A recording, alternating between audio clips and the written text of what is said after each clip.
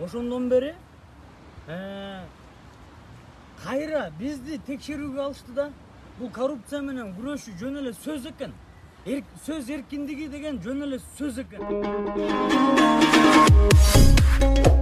Подписаться кнопкасын басып, жана ошондой эле жанындагы коңгуроonu басып, элге кызмат кылууга салымыңызды кошуңуз. Саламатсыздарбы, урматтуу достор, подписчиктер.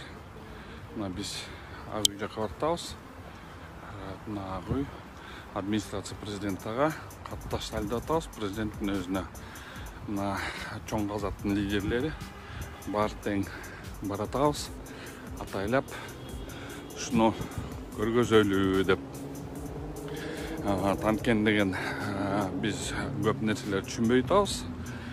Бизден коррупцияны күрөшүү жөнүндө айтып бүт тастыктап баарын берип атсак, кайра бизди мындай эмелер менен кыстап атат. Мынакей алып келдик, мына кагазыбызды. Обращение бул президенттин өзүнүн атына обращение, бул эмнеден кысымдык кылып атасыңар деген. Түшүнүктүү. Мына Жакынбек Орозбек жазып окуп берсин.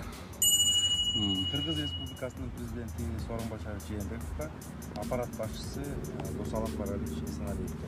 Урматтуу Сооронбай Шарипович, биз чоң казат коомдук кыймылынын жетекчилиги өзүңүз менен чукул аралыкта жолугушуп, өлкөдөгү коомдук саясий акыбал боюнча түз талкуулашыңызды өтүнөбүз. Себеби биз жөнүндө сизге туура эмес маалымат жеткирилип, бизге күч органдары тарабынан кысым көрсөтүлүп жатат.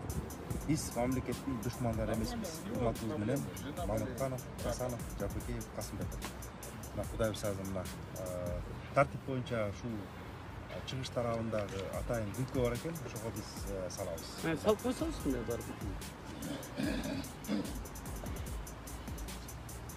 Жооп күтөбүз. Жоопту күтөбүз.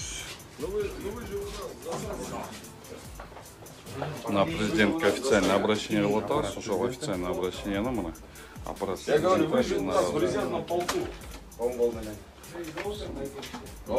салдык.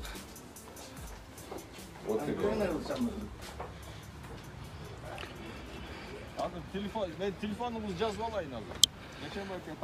Мына азыр атайын ошо кысымдыктар мен ата энем үйүнө чейин текшерип атат, Максаттын ата энесинин үйүнө чейин текшерип атат.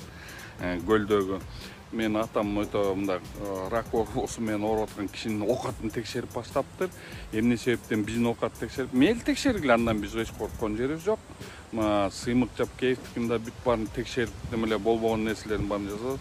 Азыр биз ушуну менен Максат Сүйналиевич баарыбыз ошо мына 4 лидерибиз турабыз. Мына чоң казаттын 4 лидери турабыз. Ошол себептен азыр баарыбыз деген мындай эметели. Максат Сүйналиевич, сиз да бир ооз айтып койсоңуз, мына сизди эфирде карап атышат элдер. Эми биринчиден биз жөнүндө аябай көп маалымат таратыла баштады. Биздин деген саясий оппоненттерибиз ар кандай жомок имиштерди таратып, атайын кара пиарды жүргүзүп атышат. Анын баарын түшүнүп атабыз. Биз ага көңүлдө бурган жокпуз. Бирок бизди эң таң калтырган бизге болуп аткан саясатты түшүнбөй атабыз. Биз мамлекетке жакшылык кылалы, жардам берели деген ниет менен жасаган иштерибизди тескерисинче бирөөлөр туура эмес маалымат менен жетекчиликтерге жеткирип, тескерисинче бизге басымдуулукту деген биз түшүнбөй атабыз. Биз ууру эмеспиз. Эч качан эч кимди деген тоногон эмеспиз. Анан бизди деген душман кылган айылыбыздагы 12 сотый жерибизге чейин текшерип атышат. Өлгөн атамдын үйүн текшерип атышат дейт. Айылдагы туугандарыбыз чалып атат ушинтип. Ошентип мынакей Канат Зерликовичтин да ооруп аткан атасына чейин тийишип, эми ушуну биз түшүнбөй атабыз. Биз эмне ошончолук эле мамлекеттин душманы болуп калдыкпы? Же бизди ким душман кылып атат? Мен ошону түшүнбөй атам. Ошон үчүн мынакей бүгүн администрациянын алдына келип, администрация башчысына катты таштадык. Урматтуу президентибиз менен жолугушууну өтүнүп атабыз. Эгерде өзүбүздүн оозубуздан айтчу сөздөрүбүз бар. Эркекче айталы. Жашыра турган эчтекебиз жок. Ошонун баардыгына мынакей келдик. Ошон үчүн түшүнүү менен кабыл алат деп ишенебиз. Ошон үчүн администрация башчысы менен деле жолугуп бул маселелерди чечишип алалы деп анткени бизге айтып атат баары. Балдар барбайсыңарбы ошол жака? Сөзүңөрдү айтпайсыңар. Силердин аркаңарда эч ким жок болсо, ошондой эле ачык эле барып айтып койгула. Биздин аркабызда Матраимов жок, Бакиев жок, Акаев жок, Атамбаев жок, эч ким жок аркабызда. Мына азыр аркабызда эле могу эле ак үй эле турат. Эл турат. Ошон үчүн мынакей бизге келип аткан, айтып аткан биздин аксакалдардын, эне апалардын офиске чейин келип ыйлап кетип атышат баары. Балдар силерди камап салса эртең эмне кылабыз деп. Ошол маселени да чечип алалы деп атабыз. Biz mamleketin düşmanı emesiz. Biz teskersinçe mamleketin düşmanı uğurlar, korrupsionerler. Oşolor menen bizge mыйзам жолунда күрөшүүнү деген баштаганбыз. Максатыбыз ошол болчу.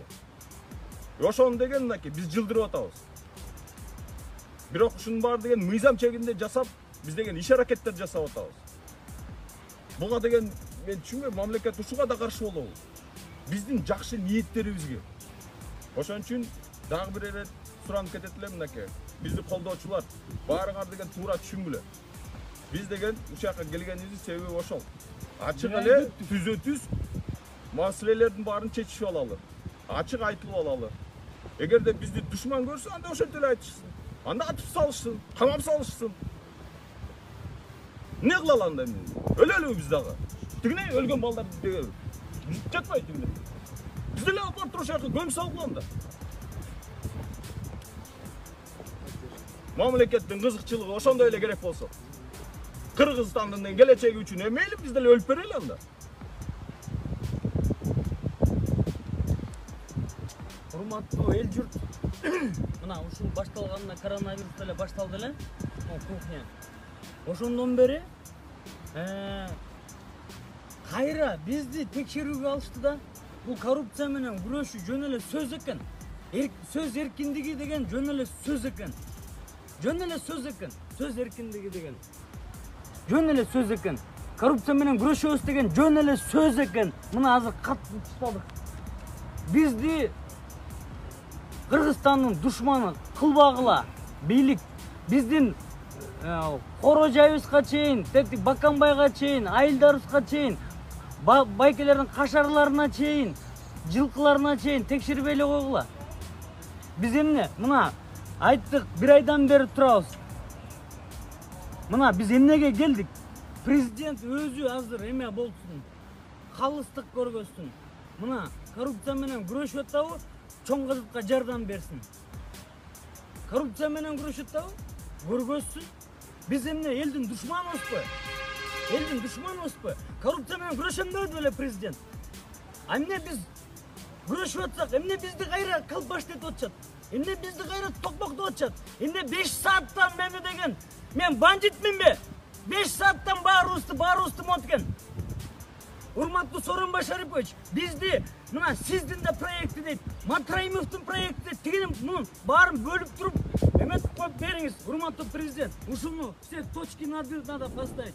Биз деген соттон сотко, тетиги милицияда 5 сааттан баарыбыз допросто жүрөбүз. Эмнеге допрос кылат бизди кайра? Эмне биз эмне кылдым? Кимди чакырдым? Кимди чакырук кылдым? Эмне чыгып кетти ошо менен баары? Айыптан ачуубуз келип атат биздин дагы. Кайра бизди монтип текшерип, кайра бизди ушунча биз деген душман эмеспиз да элдин. Урматтуу президент, баарын өзүңүз чечип бериңиз. Муякта МВД беспредел кылды баягы күнү начальник СОСу. Мен өтүп эле бандиттей кылышты мондай кылып. Момдай камап коебуз, мынтип коебуз, тигинтип коебуз дешип. Мен эмне? Урматтуу жолдош президент, мына ак үйдүн астында турабыз. Биз эч кимден качкан жокпуз. Эгерде коррупция менен күрөшөм деген чын болсо чоң казакка жардам бериңиз. Андан бөлөк сөз жок. Кайра биз айтсак кайра Салянованын конституциясы боюнча кайра мага эме бериш керек эле. Премия бериш керек эле. Охрана коюп бериш керек эле. Минтиш керек эле. Эчтеке сурабай элем. Кайра бизге иш козготпайсыңарбы? Бул кандай түшүнсө болот? Мен азыр бүт айтам мунун. Мына бир айдан бери күтүп атабыз. Эмне болуп атканын. Кайра бизди эме кыласыңарбы? урматтуу тарапташтар, урматтуу түркүлөр, эми сыймык күйгөндөр эле бар. Анткени мына туш тараптан кысым болуп атат. Бул ачык